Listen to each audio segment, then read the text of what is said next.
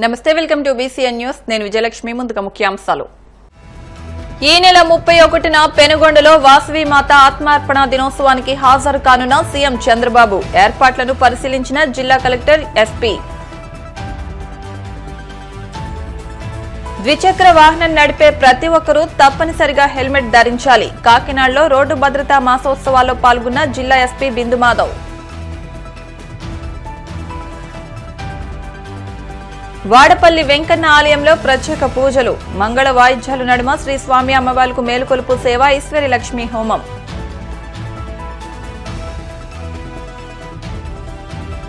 తిరుమల ఘటనలపై పవన్ సమాధానం చెప్పాలి. ప్రజల కోపాగ్నిలో చంద్రబాబు ప్రభుత్వం భస్మం కాక తప్పదన్న టీటీడీ మాజీ చైర్మన్ భూమన. పశ్చిమ గోదావరి జిల్లా పెనుగొండలోని వాసవి కన్యకా పరమేశ్వరి అమ్మవారి దేవస్థానంలో ఈ నెల 31న నిర్వహించే అమ్మవారి ఆత్మార్పణ దినోత్సవ కార్యక్రమంలో ముఖ్యమంత్రి చంద్రబాబు నాయుడు పాల్గొననున్నారు. సీఎం పర్యటనకు సంబంధించిన ఏర్పాట్లలో భాగంగా జిల్లా కలెక్టర్ చదలవాడ నాగరాణి, ఎస్పీ నయీం అస్మీ, జేసీ రాహుల్ కుమార్ రెడ్డి పెనుగొండలోని వ్యవసాయ మార్కెట్ యార్డులో హెలిప్యాడ్ స్థలాలను పరిశీలించి అధికారులకు పలు సూచనలు చేశారు. అనంతరం అమ్మవారి దేవస్థానాన్ని సందర్శించి ప్రత్యేక పూజలు చేశారు. ఆలయ అర్చకులు వీరికి శేష వస్త్రాలను కప్పి వేద మంత్రాలతో ఆశీర్వచనాలు పలికారు.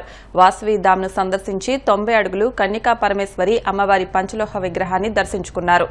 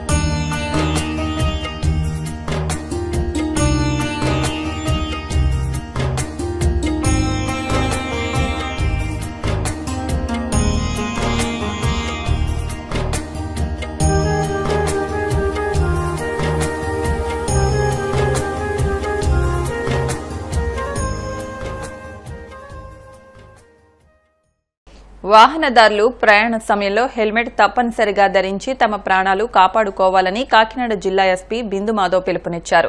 రోడ్డు భద్రతా మాసోత్సవాల్లో భాగంగా కాకినాడ జిల్లా పోలీస్ కార్యాలయంలో ఆయన జెండా ఊపి హెల్మెట్ ర్యాలీని ప్రారంభించారు. ఈ సందర్భంగా హెల్మెట్ ఆవశ్యకతను ఎస్పీ తెలియజేశారు. ఈ ర్యాలీలో జిల్లా transport commissioner Sridhar, SDPO Manish, Devaraj Patil, police సిబ్బంది తదితరులు పాల్గొన్నారు.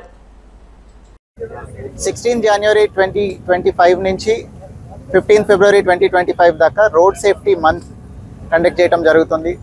దీనిలో భాగంగా various activities have been designated for particular days. ఈ యాక్టివిటీస్ అన్ని కంటిన్యూస్గా జరుగుతున్నాయి. నిన్న నేను ఛార్జ్ తీసుకున్న తర్వాత డిటిసి గారు వచ్చి ఇవాళ ట్రాఫిక్ అవేర్నెస్ ర్యాలీ ఒకటి, helmet awareness and road safety rally conduct చేద్దామని చెప్పడం జరిగింది. So today we are conducting that. Remaining programmes also ఈ మంత్ డిజిగ్నేట్ చేసినవి ఏవైతే ఉన్నాయో we will conduct all of them and increase traffic safety awareness. Konaseema తిరుమలగా వర్ధిల్లుతున్న వాడపల్లి శ్రీ వెంకటేశ్వర స్వామి ఆలయంలో బుధవారం ప్రత్యేక పూజలు వైభవంగా నిర్వహించారు. మంగళ వాయిద్యాల నడుమ శ్రీ స్వామి అమ్మవార్లకు మేల్కొలుపు సేవను నిర్వహించిన అనంతరం ఐశ్వర్యలక్ష్మి హోమాన్ని జరిపించారు. అర్చకులు శ్రీ స్వామి అమ్మవార్ల వసంత మండపంలో అష్టోత్తర పూజలు నిర్వహించగా ప్రత్యేక అలంకరణలో ఉన్న స్వామిని దర్శించుకుని భక్తులు తరించిపోయారు. సూపర్ 6 హామీలపై పచ్చి అబద్దాలు చెబుతూ కోట్లాది మందిని చంద్రబాబు మోసం చేస్తున్నారని టీటీడీ మాజీ చైర్మన్ భూమన కరుణాకర్ రెడ్డి మండిపడ్డారు. తిరుపతిలో ఆయన మీడియాతో మాట్లాడుతూ చంద్రబాబు అబద్దాలు బుద్ధుడని, ఆయన మోసపు హామీలు వింటే ఒంటి కన్ను నక్క కథ గుర్తుకొస్తోందన్నారు. 7 నెలలుగా మోసం, అవినీతి, వంచన, దోపిడీ, దౌర్జన్యాలతో పాలన సాగిస్తున్న కూటమి ప్రభుత్వానికి ప్రజలు చరమగీతం పాడే రోజులు త్వరలోనే రాబోతున్నాయని హెచ్చరించారు.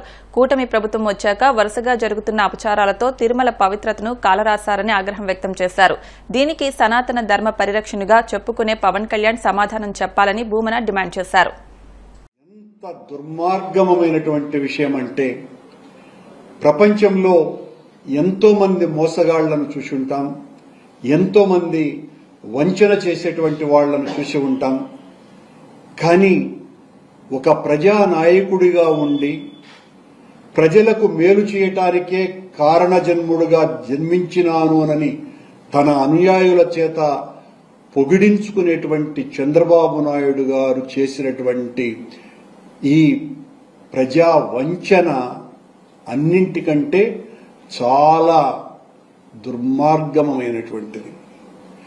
నేను అధికారంలోకి వస్తే తల్లికి వందనం పేరుతో ప్రతి ఒక్కరికి, బిడ్డకు 15,000 రూపాయలు ఇస్తానని చెప్పినటువంటి వ్యక్తి, అన్నదాతలకు 20,000 రూపాయల సహాయం చేస్తానన్నటువంటి వ్యక్తి, ప్రతి సంవత్సరము నిరుద్యోగుడికి ప్రతి ఒక్కడికి కూడా 3,000 రూపాయల భృతి ఇస్తానని చెప్పినటువంటి వ్యక్తి, 50 ఏళ్లు నిండినటువంటి మహిళలకు అందరికీ కూడా ప్రతి సంవత్సరము 18,500 ఆర్థిక సహాయం చేస్తానని చెప్పినటువంటి వ్యక్తి ఈ రోజున రాష్ట్ర ఆర్థిక పరిస్థితి దుర్మార్గంగా ఉంది కాబట్టి నేను చేయలేను అని చెప్పటం.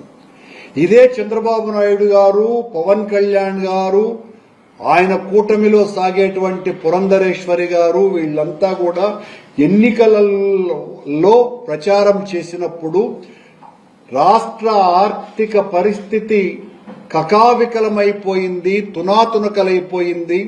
జగన్మోహన్ రెడ్డి 14 లక్షల కోట్ల రూపాయల ఆర్థిక భారాన్ని మోపినాడు ఈ రాష్ట్రం మీద.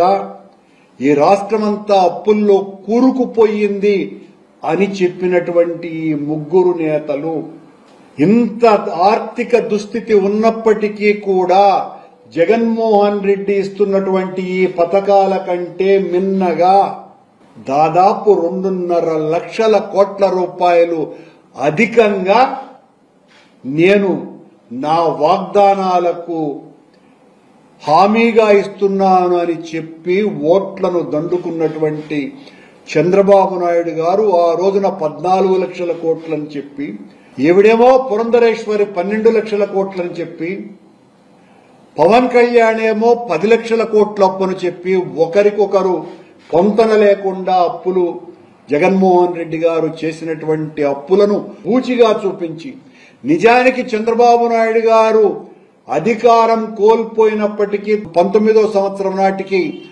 4,12,000 కోట్ల రూపాయల అప్పులు మిగిల్చి వెళితే, జగన్మోహన్ రెడ్డి గారి సమయంలో చేసినటువంటి అప్పులు కేవలం 2,30,000 కోట్ల రూపాయలు. ఇది అందరూ చెప్పేటువంటి మాట. మొత్తం 6,42,00,000 రూపాయల అప్పులుగా ఉంటే చంద్రబాబు నాయుడు గారు చెప్పినటువంటి మాట 14 లక్షల కోట్ల నుంచి ఈ రోజున 9,70,00,000గా చెబుతూ ఈ అప్పులు తీర్చాలంటే సాధ్యమయ్యే పని కాదు. వృద్ధి రేటును పెంచాలా, ఏ ఒక్క హామీని కూడా ఇవ్వటానికి సిద్ధంగా లేను అని అంటూనే, ఎంత కష్టమైనా కూడా నేను ప్రజలకు చేసినటువంటి వాగ్దానాలను నెరవేర్చకుండా పోను అని మళ్లీ మరొక అబద్ధం. ఇంత దుర్మార్గమైనటువంటి పాలన చంద్రబాబు నాయుడు గారు గతంలో పాలించినప్పుడు కూడా ఇంత దుర్మార్గంగా పరిపాలించాల. అంతకంటే ఘోరంగా ఈ 8 నెలల పాలన సాగుతున్నది. పచ్చి అబద్ధాలతో, మోసాలతో, వంచనతో, అబద్ధపు మాటలతో గోబెల్స్ కూడా తలదించుకునే విధంగా పురాణాలలో శ్రీకృష్ణ భగవంతుడు ఆడినటువంటి నాటకాల కంటే కూడా మిన్నగా నాటకాలు ఆడుతున్నాడు చంద్రబాబు నాయుడు గారు. ఇది ఇంతకంటే ఘోరం మరొకటి లేదు. ప్రజలకు చేసినటువంటి మోసం అంతా ఇంత కాదు. అబద్ధాల బుద్ధుడు ఈ చంద్రబాబు నాయుడు, అవినీతికి సిద్ధుడు. కోట్ల ప్రజల కళ్లు మూసి గద్దెనెక్కినటువంటి ఈ చంద్రన్న లాక్కోవటం తప్ప తెలియనివాడు. అప్పుడు మామ నుంచి అధికారం లాక్కున్నారు. ఇప్పుడు జనాన్ని మోసం చేసి 8 నెలల క్రితం ఓట్లు లాక్కున్నాడు. ఏరు దాటే ముందు ఓడమల్లయ్య, దాటేశాక బోడి మల్లయ్య. ఇది మన చంద్రయ్య. ఇప్పుడు కాసేపు ప్రకటనలు.